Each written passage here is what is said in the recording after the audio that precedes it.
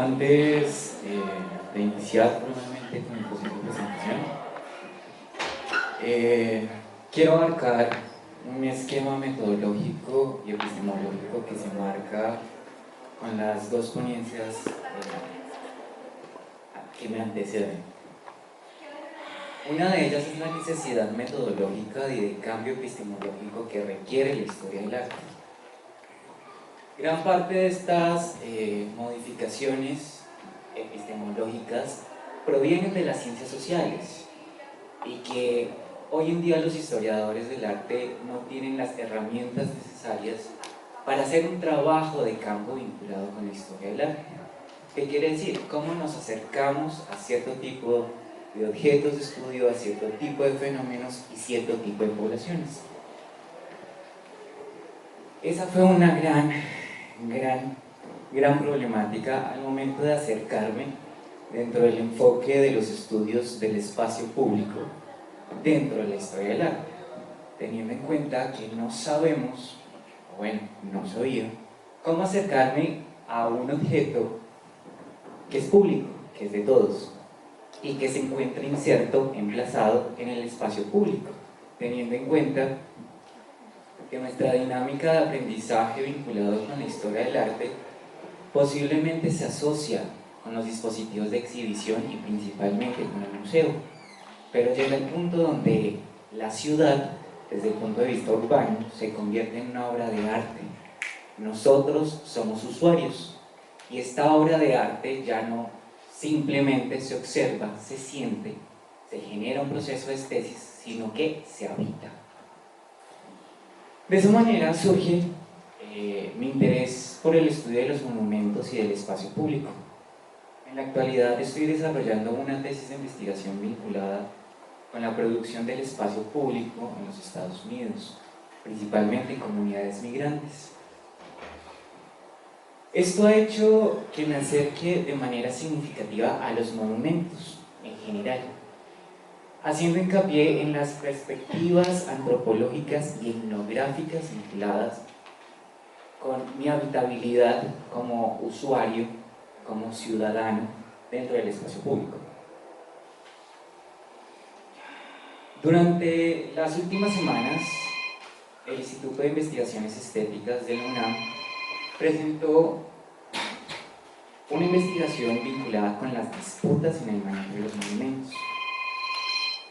De esa manera yo presento el día de hoy de la disputa a la resignificación del espacio público.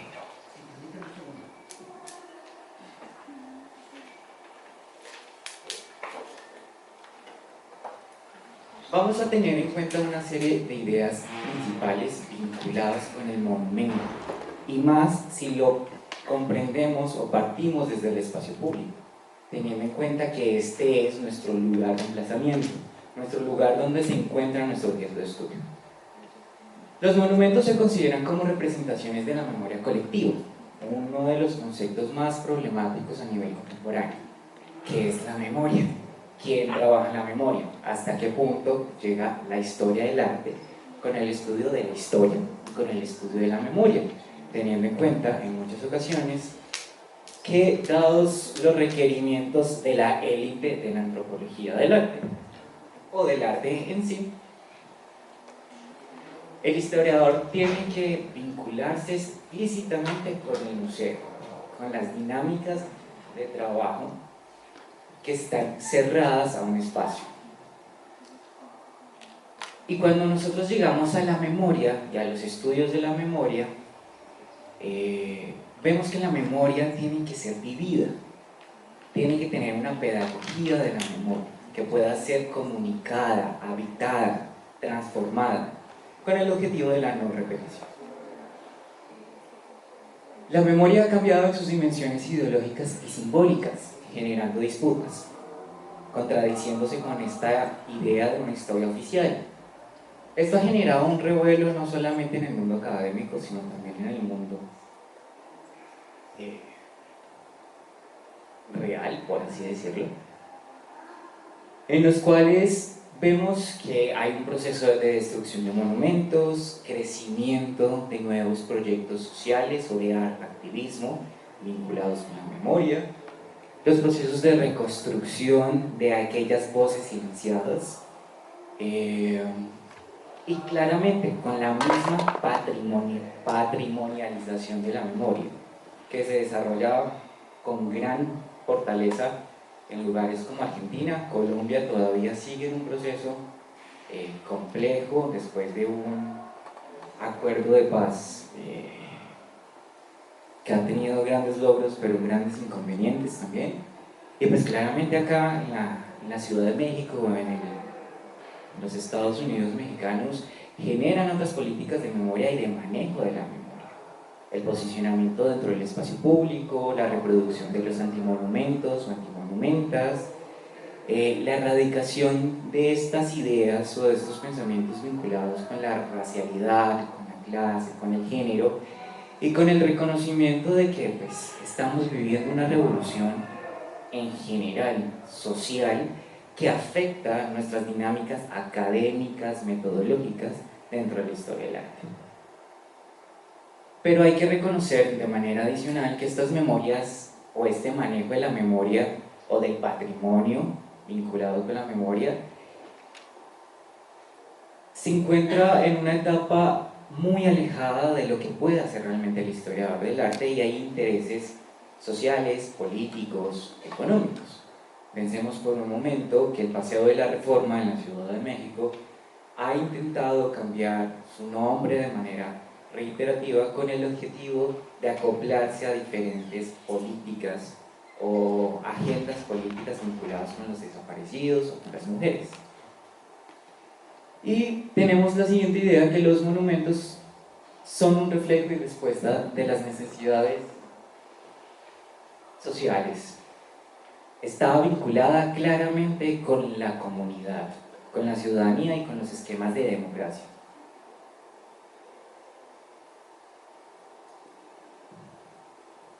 A partir de ello, se puede hacer como un rastreo de qué es lo que denominamos disputas y quién realmente está en esta disputa, porque al final de cuentas se necesitan dos. Acá hay una serie de encabezados de prensa mexicana sobre el manejo de los monumentos. El primero es: disputa por el Ángel de la Independencia, Alcaldía de Cuauhtémoc quiere recuperar administración del monumento. Reavivan disputa por Glorieta de Cristóbal Colón. La Glorieta de Colón ha sido muy problemática, no solamente por su materialidad, sino por lo que concibe, por el esquema ideológico que está detrás, vinculada con pues, el reconocimiento de que México es un país feminicida y que es necesario un reconocimiento de esas violencias establecidas sistemáticamente contra la mujer, pero pues son actores invisibilizados.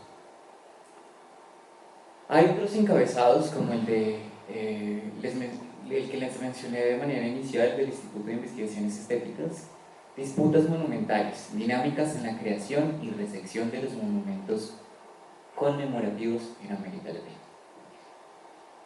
Eso quiere decir que la disputa no solamente está en el ámbito social, sino también está en el ámbito académico, y esto genera claramente diferentes posiciones. El ámbito social se encuentra fuertemente caracterizado por cuestiones políticas e ideológicas y por la invisibilización de algo que se ha denominado desde el urbanismo como el urbanismo de abajo hacia arriba, en lugar de arriba hacia abajo. ¿Quién establece el lugar de un monumento?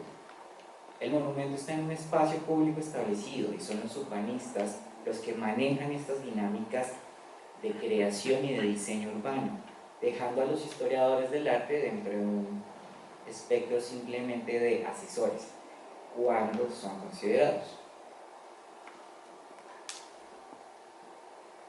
Desde el enfoque de las ciencias sociales, principalmente de los estudios culturales, se ha optado por el manejo de un concepto denominado resignificación, en lugar de disputa. Es importante tener en cuenta, y acá abogo una característica formativa vinculada con la lingüística, que las palabras, y siguiendo el discurso contemporáneo de la manifestación y el poder de las palabras tienen un peso enorme a la hora de entablar un discurso academicista. No podemos hablar de un elemento de disputa porque eso quiere decir que estamos dentro de una posición. Estamos a favor, estamos en contra. En cambio, la resignificación es un poco más plausible, es consciente de las dinámicas de cambio, el reconocimiento de que somos ajenos a los cambios de la ciudad. Todas las ciudades planeadas, como en el caso de Brasilia, han sido modificadas totalmente por los esquemas de la habitabilidad. Somos los usuarios los que conviven con las obras, somos los usuarios los que conviven con el espacio público. Incluso dentro del punto de vista de los museos, la habitabilidad y lo que puede resignificar una obra para cada uno de los usuarios, pues tiene incidencia, y como lo vimos en la presentación del libro, los elementos sonoros, la limpieza, inciden en los procesos de percepción curatorial. Entonces, la resignificación pone en duda las versiones dominantes, naturalizadas y dogmatizadas del mundo. ¿Eso qué quiere decir? Que no estamos ante un cambio simplemente. No es plantearnos un discurso motivacional donde, por favor, no digas disputa, sino di resignificación, sino el reconocimiento de que la historia del arte, entre otras disciplinas heurísticas y vinculadas con la formación, estudio del hombre, están permeadas de elementos coloniales, heteronormativos, cisgéneros, con moral, etc. Y entonces llegamos al punto de que dentro de esta resignificación y haciendo un salto casi cuántico dentro del umbral de la historia del arte, la incidencia ya no está en la obra, sino está en el espectador. Quiere decir que estamos saliendo de los estudios meramente del objeto, sino concibiendo cómo son las dinámicas vinculadas con el observador, lo que implica un objeto en un contexto o un espacio determinado. Claramente eso es un reto enorme para el historiador del arte, incluso para cualquier investigador social, comprender cómo son las dinámicas estéticas y cómo se concibe la sensibilidad y la ideología a través del arte para los espectadores. Y esto genera entonces un cambio en la conceptualización y en las cargas lingüísticas notablemente. Cargas lingüísticas que todavía seguimos transformando dentro de una realidad académica y social. Y veremos por qué con los dos ejemplos que les presentaré.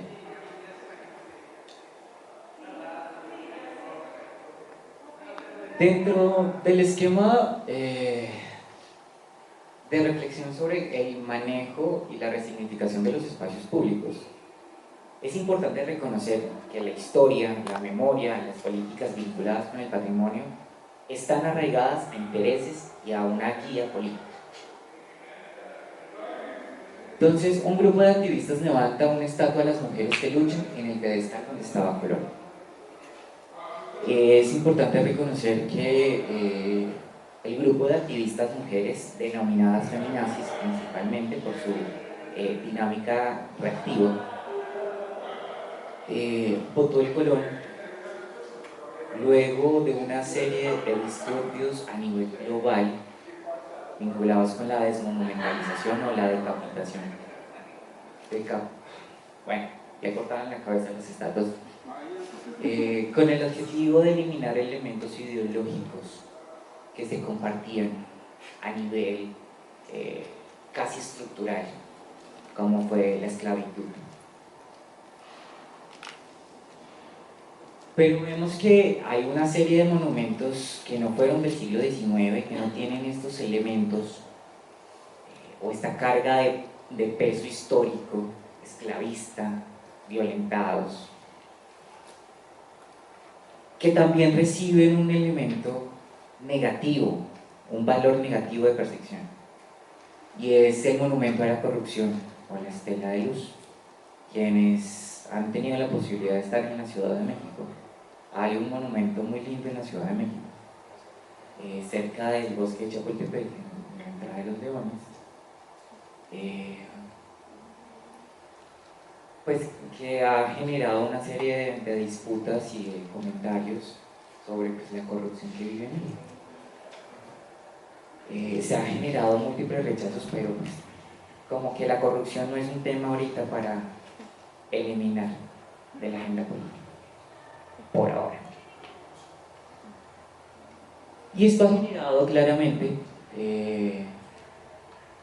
pues que más allá de un manejo estético, artístico, social, estemos ante un problema político en el manejo de los monumentos y de lo que puede incidir dentro de las agendas futuras a nivel político. Ejemplo de ello, y de reconocerlo, que la posición vinculada con las mujeres ha hecho que existan dos representantes a las candidaturas presidenciales. Estamos dentro de una agenda política de feminismo, de género, y esto incide a nivel del patrimonio, el manejo del patrimonio. Entonces, estamos ante una reevaluación de cómo se aborda la conmemoración y el valor histórico y estético de los monumentos. Maybe, quizás. Existen tendencias vinculadas y provenientes del giro espacial, dándole la importancia más allá del objeto al espacio, que buscan integrar el arte, la arquitectura y el urbanismo para otorgar nuevos usos y valores a la noción y representación de la conmemoración y del monumento. Estas tendencias posmodernas no vienen del ámbito de la academia. La academia en estos momentos simplemente tiene el papel, teniendo en cuenta que la memoria ha sido tan compleja de manejar y de conceptualizar, de observar qué es lo que sucede, qué es lo que hace la gente, cómo hacemos para generar esquemas de reivindicación. Las abuelas de la Plaza de Mayo decidieron negar la idea de generar un monumento, porque generar un monumento es reivindicar e institucionalizar la memoria. Y pues hay que tener en cuenta que la situación que se está manejando hoy en día desde el círculo político en Argentina es bastante complejo. Incluso han salido a posicionarse como sujetos políticos y estéticos, teniendo en cuenta su vestimenta y su representación simbólica, que no requieren una conmemoración monumental, quieren justicia. Entonces, a partir de ello, podemos ver que la monumentalidad y la conmemoración adquieren valores diferentes y retos para acercarse desde el punto de vista de la historia del arte, como de otras ciencias. Yo provengo principalmente de los estudios de la antropología del arte, y acercarse, como mi colega desarrolló, de cómo hablar con las personas vinculadas con la memoria es algo complejo, porque nunca hemos centrado nuestra atención en el observador, sino principalmente en la materialidad. Entonces tenemos acá dos casos, que es el caso de la Estela de Luz y la Glorieta de las Mujeres que Luchan. Espacios vivos de interacción social y relaciones comunitarias que reconceptualizan el paso de la reforma. Es importante tener en cuenta acá, y haciendo un llamado de atención, de que no podemos dejar de lado la importancia que tiene el espacio a la hora de estudiar un monumento. ¿Por qué? Porque no es un espacio común, sino es un espacio significativo para la historia de un país. El Paseo de la Reforma tiene un peso histórico, estético, social, económico, teniendo en cuenta que es parte central del turismo y de las políticas exteriores que tiene México. Vamos a comenzar con la Estela de Luz. La Estela de Luz es monumento desarrollado con el objetivo de la conmemoración, vinculado con la identidad nacional. Se encuentra ubicada en la Ciudad de México, en el Paseo de la Reforma. Tiene identidades y menciones varias. Se quiso por un momento que fuera el monumento a las personas desaparecidas. Hoy en día posee unas escalinatas que funcionan como foro, en esta parte que no se ve mucho, y es la entrada del Centro de Cultura Digital, generando con ello que la dinámica del monumento no sea solamente para observar, sino que es un punto de referencia, un hito, donde dice nos reunimos en este evento. Hay que tener en cuenta, pues por acá es la entrada del bosque de Chapultepec, la mayoría de gente va al castillo de Chapultepec, muy contenta. La estela, acá está el proceso. Pero ¿qué pasa con la estela de luz? Hay un proceso de resignificación del espacio vinculado con el uso y la habitabilidad. La estela de luz no es... perdón, hago un paréntesis. Si alguien me puede decir cómo estamos de tiempo. Bien, este monumento no lo rayan, no lo dañan, no lo modifican. Como que al final de cuentas siguen los procesos de investigación, pero ningún grupo generando un esquema de protesta ha generado una transformación, siendo conscientes de el desfalco económico que se desarrolló con este proyecto. Así que sus significados materiales y físicos persisten. Pero ¿qué pasa con las dinámicas de uso y de habitabilidad? Se convirtió en un lugar de protesta canábica. ¿Qué quiere decir? Uno puede ir claramente en una serie de dinámicas, reglamentos, políticas dentro del mismo espacio, y uno puede consumir su porrito, su cigarrillo de mota, de María, como la quieran llamar. Y se convirtió entonces en un centro de reflexión e interacción ciudadana y ha perdido sus valores reales vinculados con la monumentalidad. Simplemente es un espacio. ¿Qué responde eso?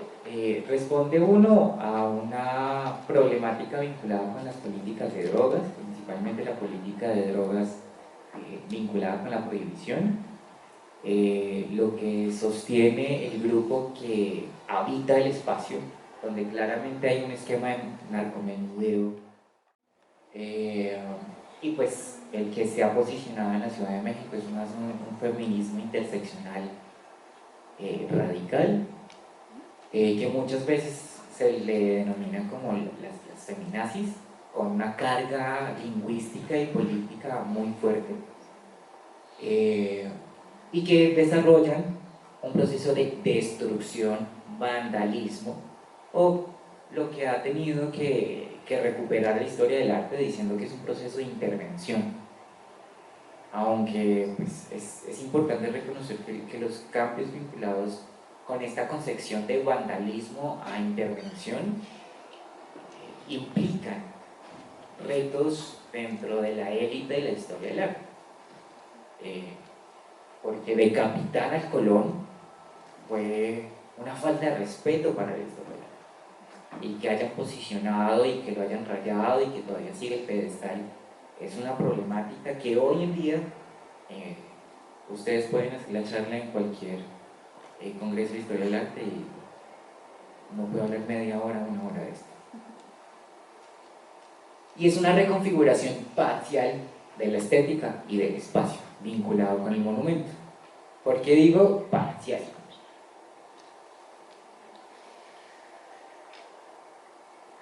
Antes era el monumento a Colón. Acá el momento de que se derribó Colón. La mayoría de monumentos decapitados son eliminados en su totalidad. pero lo que se ha hecho es conservar el pedestal como valor estético y como punto de referencia y colocar en la parte superior una intervención o una figura alegórica. Es importante tener en cuenta que la destrucción de los monumentos, hay algunos que responden a problemáticas políticas. En Bogotá había un monumento que se llamaba el Monumento a los Héroes. Se convirtió en punto de encuentro de la protesta social. Sus rayones, sus pintas, las peleas con la policía. Pero por los esquemas de urbanización, que algún día esperamos los colombianos y más los bogotanos ver, se va a construir el metro por ahí. Un metro que lleva más de 20, 30 años en planeación. Se puede hacer una historia del arte del metro de Bogotá, como imaginario. Entonces llega el punto de que esto sí fue destruido por parte del gobierno. Fue un rechazo al esquema de la memoria del pasado reciente, porque claramente a nadie le interesaría ver en un monumento de quien dio la orden. Fueron más de 6.400 muertos, teniendo en cuenta pues que somos un estado problemático con el número de muertes, o bueno, Latinoamérica en general. ¿Qué sucede entonces con el monumento de Colón? Hubo participación ciudadana, cuestiones políticas. Vamos a cambiar el nombre de esto. Esto ya no puede ser monumento a Colón, tiene que tener un nombre. Los movimientos feministas pasaron su propuesta, se cambió el nombre y claro, cambiamos el nombre y esto entra dentro de una agenda política de nuestra antigua jefa de gobierno, actual candidata presidencial, publicidad política no paga, pero hace también que la oposición presente una mujer, lo que genera de esta manera un proceso que desencadena y hace, por ende, que dentro del Paseo de la Reforma ubiquen 8 estatuas más de mujeres significativas, creando con ello el Paseo de las Mujeres. Claramente la gente no lo conoce de esta manera. Pero hay otro inconveniente vinculado con los procesos de resignificación de este monumento. Llega el punto acá, que dijeron el Estado, desde el punto de vista de la institucionalización de la memoria y de la patrimonialización. Listo, quitemos el colón. Pero al momento de quitar el colón vamos a poner la figura de una mujer indígena. Porque pues, lo más práctico es, si rechazan al colonizador, pues algo propio. Y esto generó una serie de debates, tanto por los movimientos feministas, porque pues, fue una escultura vinculada con un hombre, no nos representa, quien dice que es una dinámica realmente adecuada, una mujer indígena. Llega el punto que, bueno, se peleó y demás, y la ubicaron a unos pasos. O sea, acá estaba el Colón, y dijeron, acá vamos a poner a la joven de Amajaca. Pero llega el punto donde hay que hacer una referencia directa a la figura de justicia. Y ahí tiene una razón teórica vinculada con las alegorías del cuerpo femenino. El movimiento feminista necesitaba una alegoría vinculada que no generara un proceso de sexualización o de cosificación. Cuando uno se acerca a una escultura de una mujer, dentro del enfoque clásico, es la mujer voluptuosa que se le ven los pechos, se le ven las piernas, está semidesnuda. Cuando nosotros llegamos a la alegoría que propone el movimiento feminista y que se sigue, está instaurada, nadie la toca, nadie la quita, es una figura, es una forma, un contorno, rompiendo con ese esquema institucional establecido por la historia del arte, porque pues hay que ser coherentes, ¿no? Hay que ser coherentes con las prácticas y las acciones de nuestras representaciones simbólicas. ¿Qué sucede en este espacio? Bueno, como pueden ver, o bueno, espero que alcancen a ver, y si no, se pueden imaginar.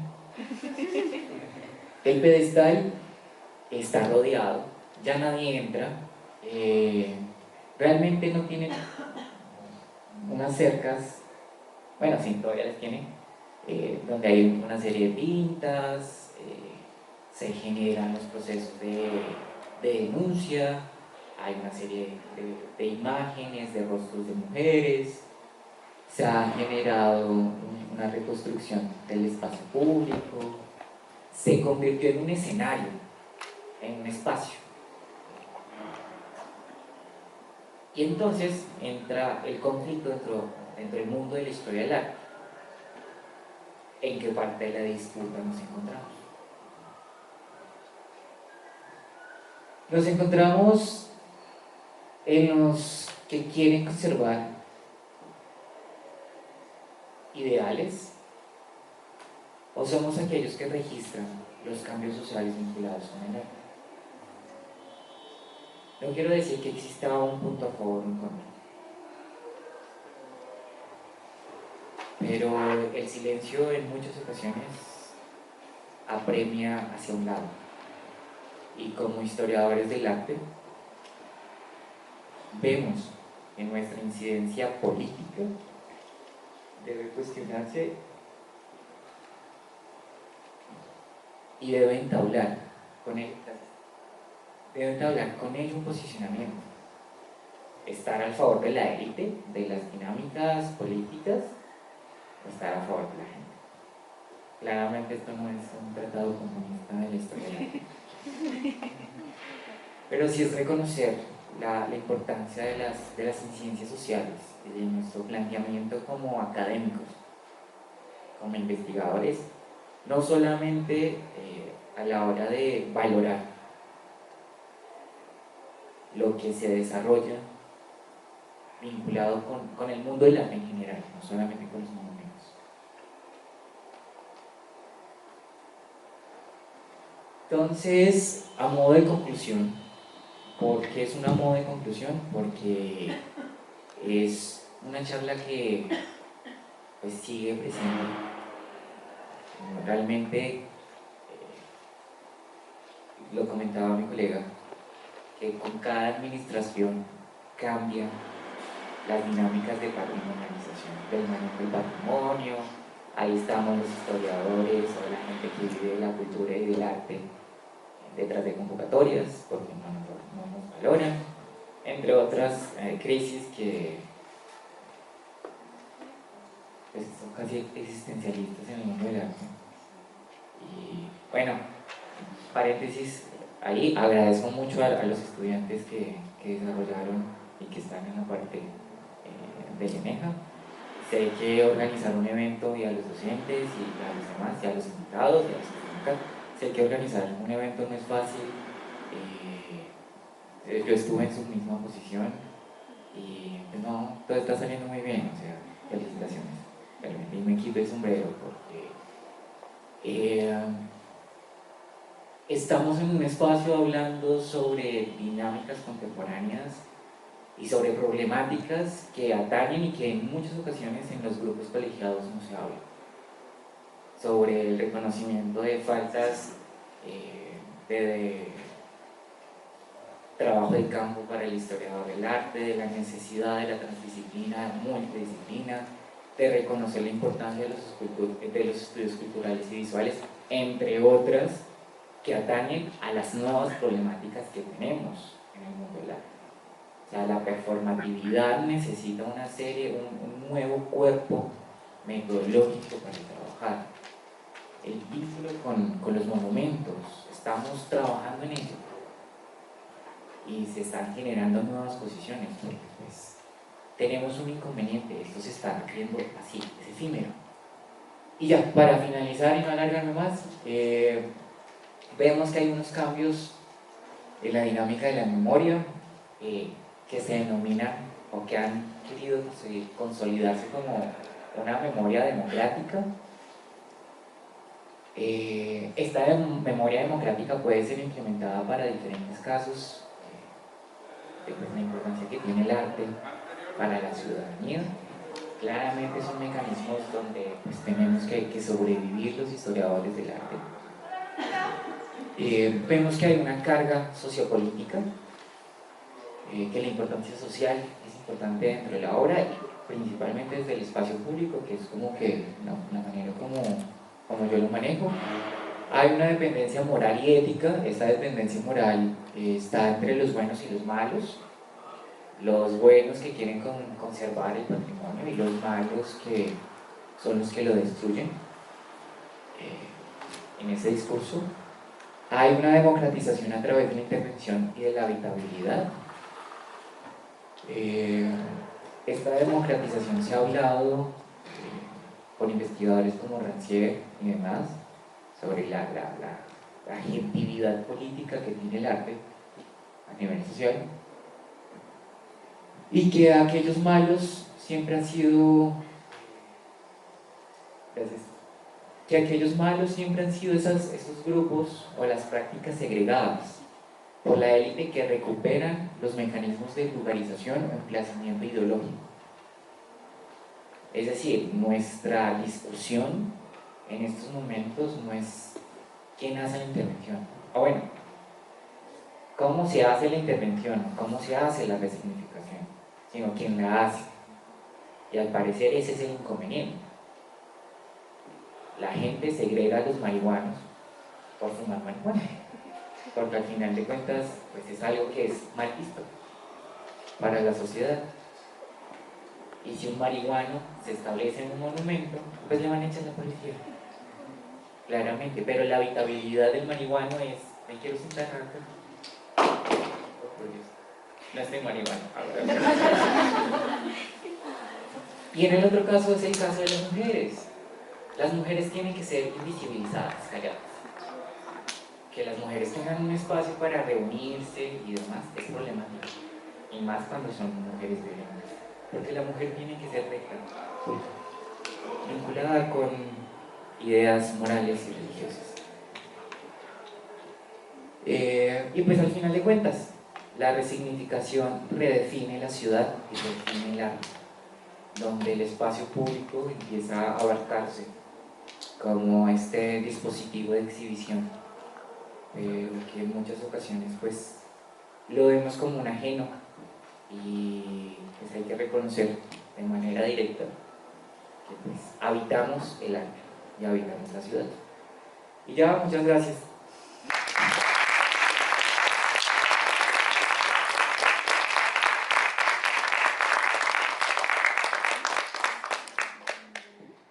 Entonces, pues, continúa, por favor. Súper, empezamos ya con la ronda de preguntas. Muchísimas gracias. Creo que este es un tema súper vigente y que también lo podemos ver justo aquí en Jalisco, tan sencillo como en la rotonda de los desaparecidos. Ya ni siquiera es la rotonda de los niños héroes. ¿Cuándo lo ha sido? Yo desde que llegué es la rotonda de los desaparecidos. La hemos resignificado, que es, vaya, el tema. Es un tema muy vigente y muy interesante. Muchísimas gracias. Empezamos con las preguntas. Bueno, justo abonando a lo que acaba de decir mi compañera ahora, creo que es algo súper vigente y en la ciudad de Guadalajara me parece muy curioso que los espacios que se han redefinido son también muy de lado con esta institución, ¿no? Está muy marcado como qué estatuas y qué monumentos pusieron los agentes del Estado y cuáles espacios han sido meramente por la sociedad, ¿no? Como de la rotonda de los desaparecidos, pues jamás hubo un cambio tal cual del nombre. O está también pues el Parque de Revolución, que nadie le dice Parque de Revolución, todos le decimos el rojo, y es un espacio cultural también súper rico y que incluso tiene monumentos vaya históricos que ya ni siquiera le hacemos caso porque tenemos los murales feministas, tenemos todo el parque plagado de rayas y así. Y también es muy curioso pensar en los espacios que no son limpiados. O sea, este espacio aquí en Guadalajara está repleto de consignas feministas que jamás se limpian, mientras que en las protestas se hace una raya en el piso del centro histórico por la catedral y se limpia en nada, ¿no? A la mañana siguiente está limpio. Entonces también me parece muy valioso y pues también preguntarte como cuál es la posibilidad de entender como una nueva o una otra manifestación artística, vaya, la intervención de estos monumentos, ¿no? Justo como ver desde encima de ellos que se ha plantado, que se ha pintado, que se ha rayado. Ok,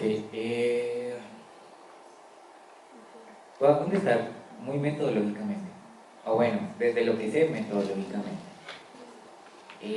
Se han desarrollado nuevas prácticas de conservación de los monumentos, principalmente de monumentos significativos como el Ángel de la Independencia, que lo que se ha optado es, vamos a tomarles fotos para conservar las pintas, porque sí, la pinta hace parte de una manifestación social, pero como que el estatus, y acá es una problemática casi ontológica que nosotros tenemos todavía en la historia del arte, es definir qué es arte y qué no es arte.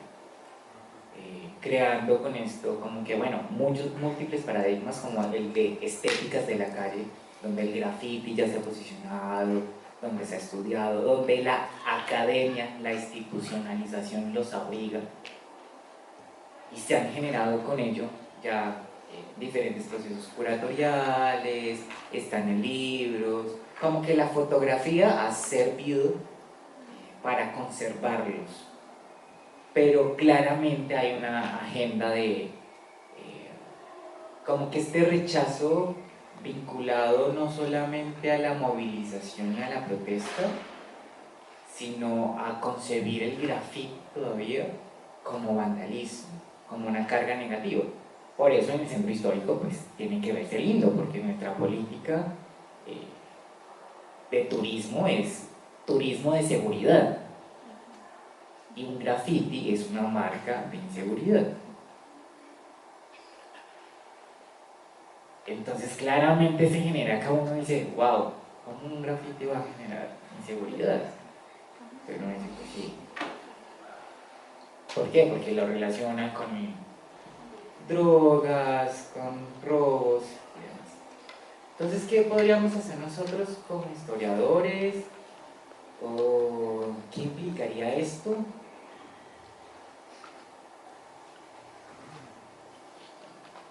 Pues no sé, voy a responder nihilistamente, esperar que la historia del arte se acabe por sí misma.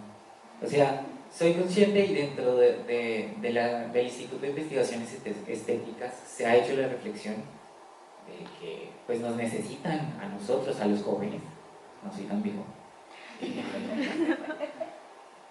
con estas nuevas visiones, y nosotros vamos a ser el futuro de la historia del arte, y somos estudiosos con carga social, política en nuestras acciones, y eso va a marcar un giro notable en el futuro de la historia, un futuro que a veces cuestionan mucho, porque están enraizadas estas bases de cómo debe ser el estudio de los monumentos, de que un monumento tiene que tener cierto tipo de características y demás.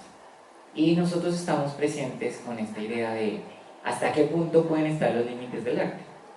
Ahí creo que también es momento de entablar cuerpos colegiales dentro de la historia del arte que nos ayuden a redefinir, aunque un poco institucionalmente, siguiendo las mismas lógicas, hasta qué punto es el arte, ¿no? Pues sí, está generado ese inconveniente. pero creería que es como, bueno, la respuesta que puedo dar es institucionalizar. Hay que institucionalizar y una forma de institucionalizar es traer estos temas a estos encuentros donde pues, hay académicos, hay investigadores, hay artistas que dicen esto se está hablando en cierta parte y entre más se hable, pues va a tener un mayor revuelo, se espera, ¿no? Gracias.